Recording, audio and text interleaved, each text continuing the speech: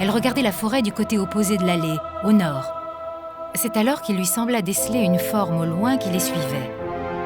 Il s'agissait d'une ombre qui apparaissait et disparaissait par intermittence. Et pour elle, c'était une signature. « Amma !» Elle se mit à courir dans sa direction. « Hâtons-nous, c'est dangereux! N'y va pas seule !» cria Constantin. Elena s'enfonçait déjà dans la végétation. Derrière une première épaisseur, elle arriva dans une petite clairière. Et là, elle eut un choc, une surprise bouleversante.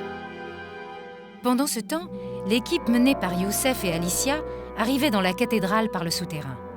Il avait fallu une demi-heure pour dégager le mécanisme de la trappe, le tout dans une atmosphère enfumée avec très peu d'air pour respirer.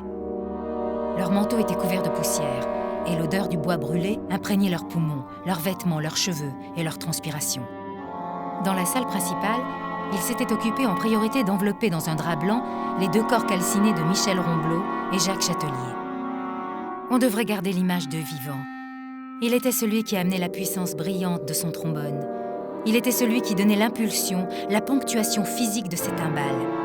Il n'était pas juste 2 masses informes carbonisées gisant au sol. La tâche suivante fut d'éteindre tous les feux et combustions diverses, puis de ventiler en ouvrant tout ce qu'il était possible d'ouvrir. C'est seulement alors qu'ils purent commencer à moins tousser. La fumée se dissipant, ils découvrirent quelque chose d'énorme qui semblait avoir toujours été là et qui pourtant leur apparaissait pour la première fois.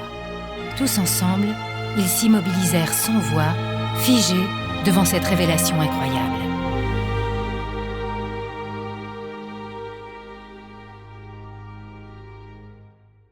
Au même instant, dans la forêt, Elena se trouvait face à un groupe qui la submergeait d'émotions. Non seulement se trouvait Amma le loup, immense, majestueux, mais derrière lui se trouvait toute une meute de jeunes loups et louveteaux, sa famille. Les jeunes louveteaux turbulents et joueurs voulurent s'approcher pour jouer avec la nouvelle arrivante. Mais une grande louve totalement blanche, queue levée, en signe de dominance, tourna la tête et grogna en leur direction en montrant ses crocs.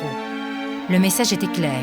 Ils firent demi-tour et restèrent en arrière, les oreilles dressées en signe d'intense curiosité.